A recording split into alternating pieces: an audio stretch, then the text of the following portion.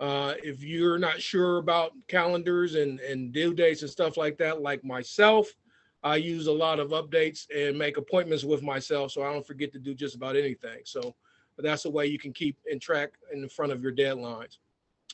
And so you're going to want to register for your final ACT attempt, but you don't want to do that after October because those tests run behind. So register in October means you wouldn't take the test until a month or so later. By September, October, oh, what's happening? All right.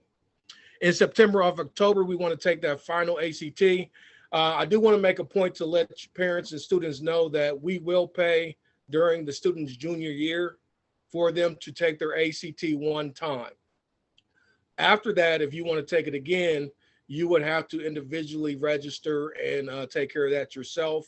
Although you can request fee waivers if you take it independently, if you receive free and reduced lunch, and we can help you with that as well. By November, if of your senior year, you want all of your applications in, if possible. December, April, that's when you need to start applying for scholarships.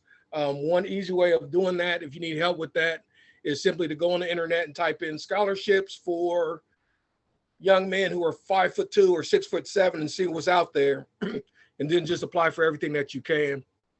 There are also a couple online scholarship databases that we can help you with. Reynoldsburg has local scholarships. We gave out a lot of those this year. They start to become available after we come back from Christmas break, winter break, sorry. So that's when you could be able to start to apply for some of those local scholarships. So, all right. College entrance exams. Now, this is what I was going to break down the ACT and the SAT a little bit more for you. A lot of times people want to know which test should they take, the ACT or the SAT. In reality, taking both of them, if you're planning on going to college, cannot hurt. Most colleges will use either one or both to qualify you for acceptance. And there's a lot of free practice tests that you can take free online.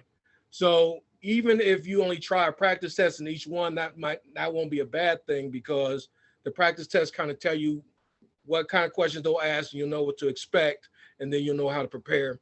And the ACT and the SAT websites also have free practice that you can take on there. So there's a lot of similarities between the two, but there are some differences. They basically teach or test on the same things.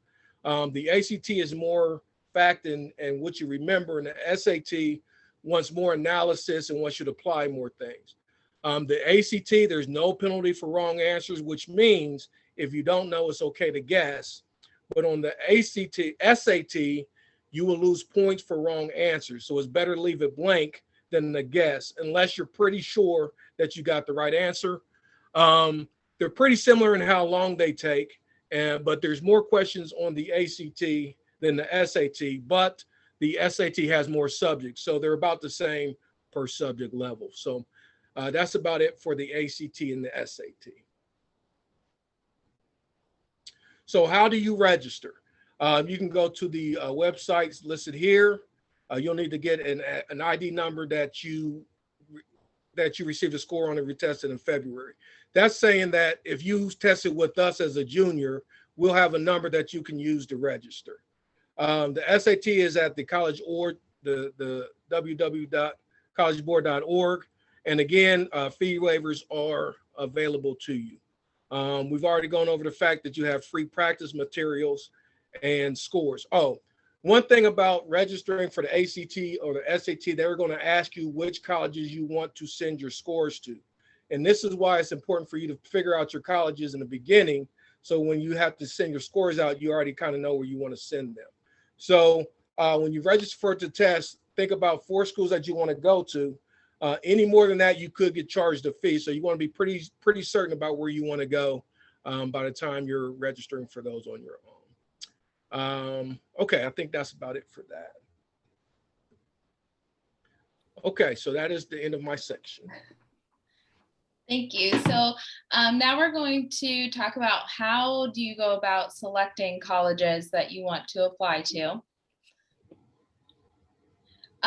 First of all, we want to think about what a college list looks like. when students are building their college list, we want it to be balanced. And by balanced, that means we want it to have a mixture of reach, target, and safety schools. We all recommend that students apply to about 6 to 10 colleges. More than 10 could be overwhelming in terms of the work that it takes to apply. And then also, if you get more than 10 offers, it could be really difficult to narrow that decision down. So 6 to 10 is usually a pretty healthy list that students can build. And within that list, to make sure that it's balanced, you want to have 1 to 2 reach, 2 to 4 target, and 1 to 2 safety. And when we're talking about a reach school, those are sometimes also referred to as dream schools. So those are schools where your academics and ACT scores are below what is average of what is typically accepted. That doesn't mean that admission is impossible. It's not impossible, but you will need to have strong recommendations, a strong essay, and healthy extracurriculars to be competitive. A target school is where your academics and ACT scores and SAT scores are in the average range of what is typically accepted. Admission is not guaranteed, but is definitely more likely when you're applying to those target schools. And then safety schools, that's where your academics and ACT, SAT scores exceed what is average of what is typically accepted, and admission is almost a sure thing. So that's what we're talking about when we're talking about building a college list.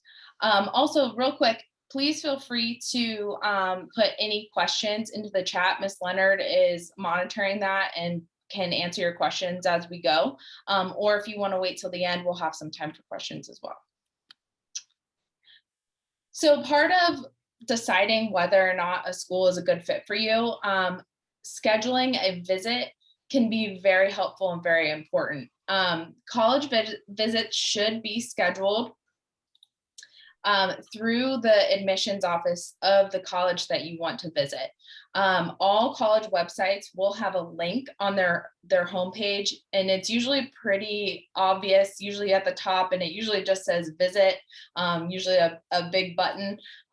So that makes it easy for you to get to the right page to do so. It's the best way to get a good feel for the campus. You have an opportunity to ask questions about the admissions process, about campus life, academics, and to see if a school is a good fit for you. Now during COVID, a lot of schools started offering virtual visits if you're unable to attend in person. And I imagine that this is something that they'll continue to do even after they've started opening up to in-person visits again. I think that if a virtual visit is your only option, it's better than no visit. So definitely take advantage of those opportunities. Often you'll still be able to have those conversations that you would have in an in-person visit. You'll also be able to probably see videos or pictures that wouldn't be typically available on their websites. College visits are an excused absence from school. We get this question a lot. There really isn't a limit, but you just keep in mind that when you do miss school, you still have to make up the work. So try to keep those to a minimum if you can. The admissions office at the college would just provide you with proof of your attendance that you'd bring back to your academy office. Sometimes also visiting could result in a waived application fee. So you can always ask the person giving you a tour in the admissions office if they have any fee waivers for people who go on visits. So never hurts to ask. Also, sometimes it's a good opportunity to get some swag. They'll often give out things, shirts or pens or bags or anything like that. So that's always fun too. Open house weekends are usually available throughout the fall as well. So if you're interested in a school, it would just be an opportunity to go visit campus, get a tour, but keep in mind there would be a lot more people there, and you also wouldn't need to make an appointment. So once we have tested and we've built our college list, now it's time to start applying to college. College applications open August 1st. A majority of them open August 1st. Some will open in July, but it is not common for that to happen. So August 1st is the date you want to keep in your head. The Common App is one that does open on August 1st. It is the most used application website by colleges and universities in the United States. Over 900 colleges at this time are using it, and every year that number seems to grow. So there's a good chance that more than one of the schools that you plan on applying to will use Common App, so plan on making an account, and you can go ahead and familiarize yourself with the website now. Using the Common App does make applying for college a lot more efficient. There are parts of applications like your name and address and education, extracurriculars that every application asks for. When you use the Common App, those are the things that you only have to complete one time, and then you're completing specific things for each school. So it definitely makes it a little bit more efficient. Also, for us counselors, we like the Common App because once you create your account and you've started applying to schools, you add your counselor one time, and we will upload your transcript and a counselor letter of recommendation if necessary. And that's also where we can address a fee waiver. All those things we do at once, and any school that you apply to, whether you already applied to them or if you apply after we've uploaded, have access to those things. So it's kind of a one and done, one-stop shop. And so that makes it a lot easier for everyone involved. That's also where your teachers would upload their letters of recommendation as well. Essay prompts are already available for you to get a head start. So once we post these slides, I do have that linked to the essay prompts. So you can go ahead and start on your essays over the summer, like Mr. Dobbins talked about, get it out of the way. So that way it's just ready to be uploaded when the application opens. There is also a common Black college application. This is for HBCUs, historically Black colleges and universities. There are 60 HBCUs that use this common Black college application. Students can fill out the application, pay it one $20 fee, and they essentially are putting their application out to all 60 HBCUs at one time. So it functions similarly to the Common App, in that you're applying to multiple colleges with a lot more efficiency. Again, you would add your counselor as your counselor, you'd add our email address, and we will upload your transcript to that application. Application deadlines. So there are some different deadlines that you should be aware of when going over applications. Early decision and early action are two that a lot of people get confused, but it's very important that you know the difference. Early decision means that you are pre-committed to attending that school if accepted. And usually you have to fill out a separate form. If you say, I'm going to apply early decision, you have to acknowledge that you know that you are going to attend that school if you are offered admission, and that you will withdraw all other college applications if you are admitted. This is typically not recommended if you want to see what other schools can offer you. Now, if you have a dream school in mind, you know exactly that's where you want to go, it has the program you want, you are dead set on going there, okay. But if you have any thought about going anywhere else, I personally, and I think the other counselors might agree, that early decision would not be the way to go. Early action, however, means that you are applying by an earlier deadline than the regular decision deadline, but there's no obligation to attend if you're hired admission. But it usually means that you are putting in your application earlier so that you can be considered for merit-based scholarships. So that's based on your GPA and ACT or SAT scores. we highly, highly, highly recommend that you apply by the early action deadlines, because free money. There's usually not any other application. You don't have to write an extra essay. You are just automatically considered for that merit scholarship money by applying by usually a deadline that's only a month or two earlier than the regular decision. So regular decision, it's usually the latest deadline. You could be offered merit scholarship money if it's available, but you're not guaranteed that money as if like you would be if you apply by early action. And then rolling admissions, that means schools will evaluate applications as they're received and offer admission until all spots are filled.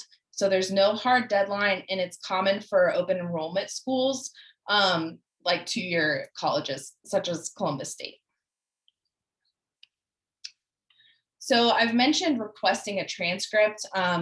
It's a very important step in the process because that's how colleges see what courses that you've taken, what your GPA is. Our transcripts do include test scores, but like Mr. Dobbins already mentioned, it is important that you request that your test scores be sent separately. So even though they are in your transcript, they're not official on your transcript, but it does give schools a good idea of where you stand in terms of your test scores. So we have listed here for each academy what the process is to request a transcript. And again, these slides will be posted probably tomorrow and sent out, shared by your counselor. So you'll be able to reference back to these.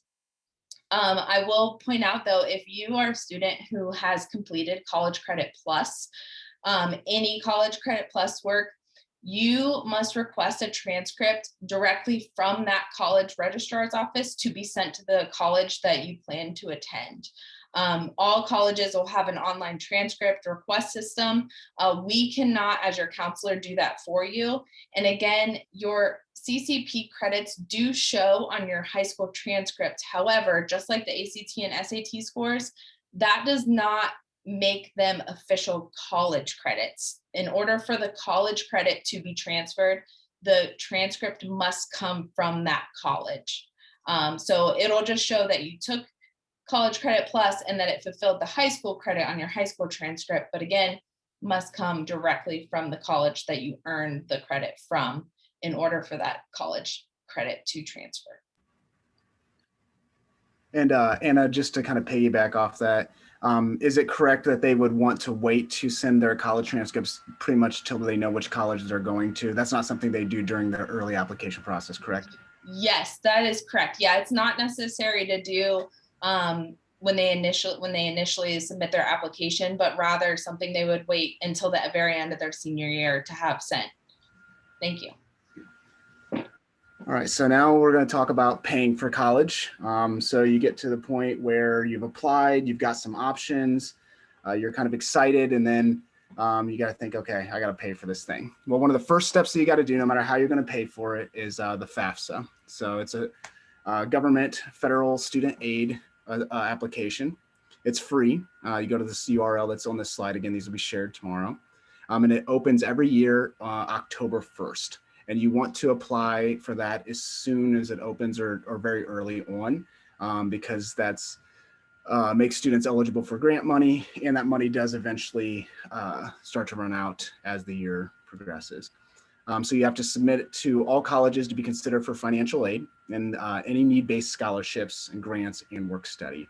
So even if you don't end up getting a Pell Grant or something like that, a lot of need-based scholarships will be based upon that, and then it actually can affect your student loans as well. We will have a FAFSA information night for all seniors in the fall, and actually that's presented by the Ohio State University Financial Aid officers. They are awesome, so keep an eye out for that event date that will be posted again in the fall.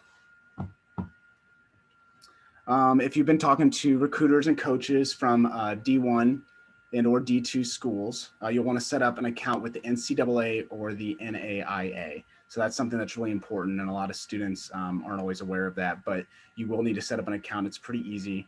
The links are below.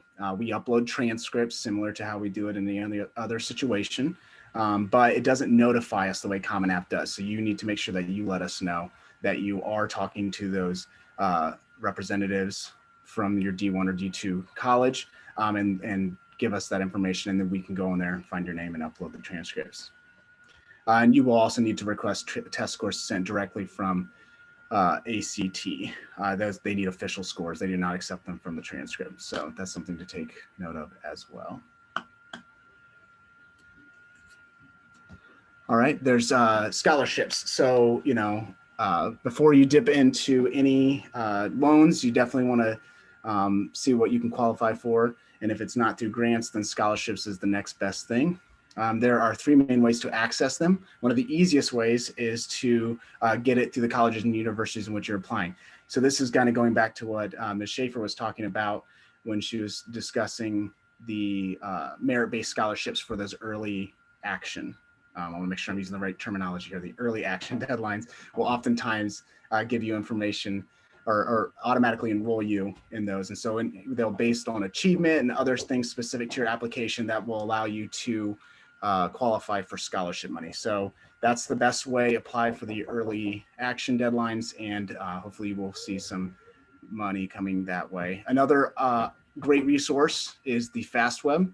It's one of many, but it's a very good online database, and it's very extensive, has a lot of scholarships from around the world. You can sort them and organize them and save them to return to later. And it's just a really a neat little web application that you can use in the URLs right there. And then lastly, and we talked about this a little bit tonight, is the local scholarships that are available usually in the, I say spring, but I suppose it's winter, usually February or March. You'll start to see those posted. Those aren't high dollar ones, but you know, they're local, and so the competition pool is much smaller. So we always recommend that students apply to that. As you'll find with all of this stuff, that money adds up quickly. So it's really good to apply to those. Other helpful hints. So be responsible. This is a fantastic point. As you transition into adulthood in general, a lot of this stuff's going to fall on you as a student. And so it's really important that the students take ownership of this process, going back to earlier points about keeping spreadsheets or making calendar reminders or whatever you need to do to keep yourself organized, because we'll all be here to help you, parents, teachers, counselors, and we're still here to help you. But at the end of the day, you'll have to be responsible for those deadlines. You'll have to make sure all the materials get in, and you're going to have to be the one that tracks that. So it's really important to be responsible. You'll want to follow college and admissions and their admissions office accounts and social media. It's a fantastic little tip to make sure, you know, everybody's out on social media these days. So get on the Twitters or whatever you kids are using. No, I'm just kidding. And make sure you're following those people because they're going to post all kinds of stuff. Colleges and universities are looking to get you there. And so they're going to be very, very helpful. So follow them, and they will share all kinds of important dates and information. You want to make contact with admission representatives and do. That's another thing too. A lot of those admissions reps, they know their university best. And a lot of times when you're asking questions to us about college, you're asking general questions, and our answer 9 times out of 10 is going to be, it depends. It depends on what the college does. And so when you connect to an admission representative, you have somebody who knows that it depends answers. They know specifically what their college needs. So if that's a college on your list, you get connected with them, and they're going to be able to answer all kinds of questions that you have that are very specific to that college or university. And it's also good to put a face with the name. And then don't wait till the last minute. Procrastination is always rough. And the older you get, the more you'll find that out. And college is a huge one. Sometimes these applications are pretty extensive and they take quite a bit to put together. You'll need to pull resources from other people. You need to do transcript requests, and you'll need to get letters of recommendation and all those kinds of things. And waiting till the last minute puts a lot of stress on you and others, and sometimes could cause you to actually miss a deadline.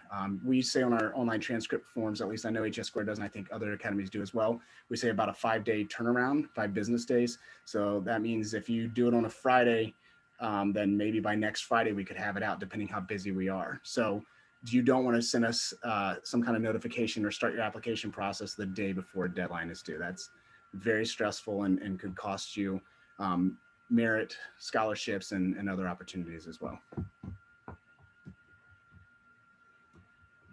Any questions? I know there's been a lot in the chats, but if anybody wants to unmute, feel free to do so.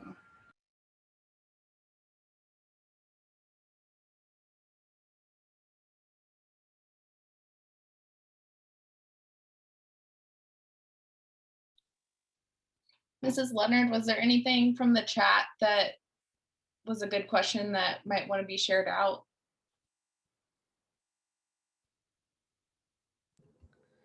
I don't think so. The one that I saw was, can use the same essay for multiple colleges, college prompts. Yes. Especially most of those prompts are going to be from Common Application. So, so you'll use the same essay over and over again. And then Stephanie just asked if we are available in the summer. I'm going to speak only for myself that my last day for the summer is June 11th, but I do check my email periodically throughout the summer. We are not, so yes, I would say most of us probably will answer emails, but we don't, but we do get a couple weeks off in the summer. Okay, thank you. Mhm.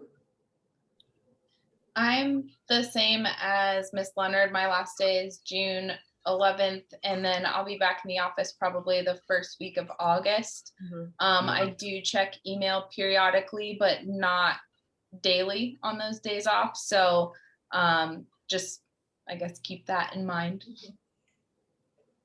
Yeah, and I'll just parrot that. I'm the same way. I'm not technically in, but I'll check emails, and my email responses will oftentimes include some frequently asked questions. And one of the reasons that we're doing this is so that you guys can have this information going into the fall, so you don't feel like you're trying to sprint to catch up in August.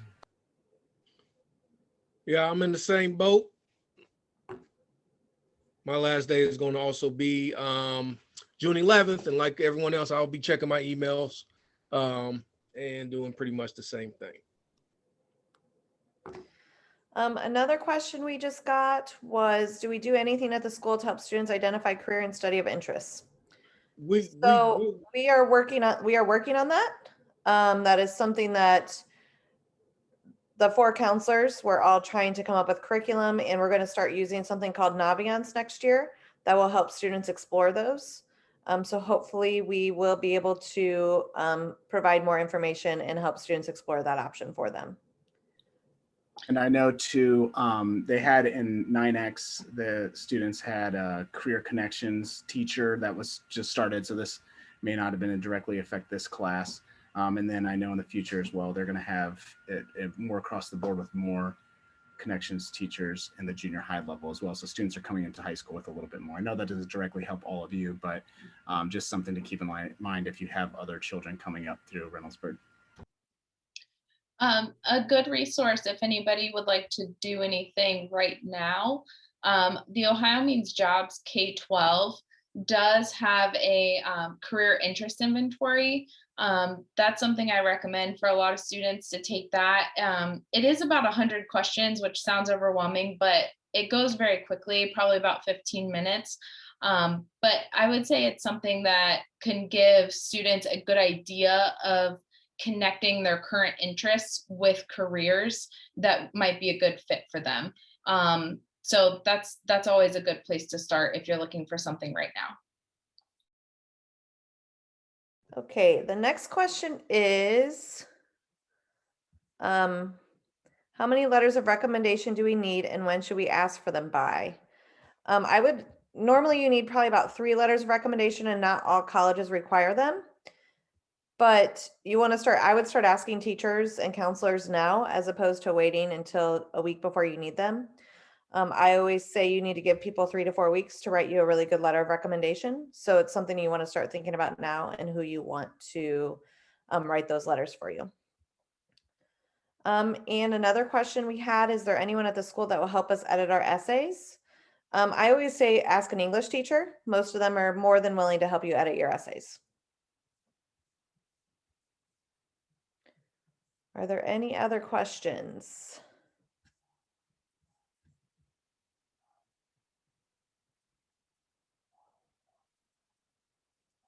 Okay, well, if there are no more questions, we'll go ahead and wrap up. We will be sending out the PowerPoint, and this session was recorded, so we can also send out the recording. And like always, if you have any questions, feel free to reach out to your counselor at your academy, and we're more than willing to help you. Thank you guys, and have a good night. Thanks, everyone. Thanks for coming, everyone. Bye. Thank you.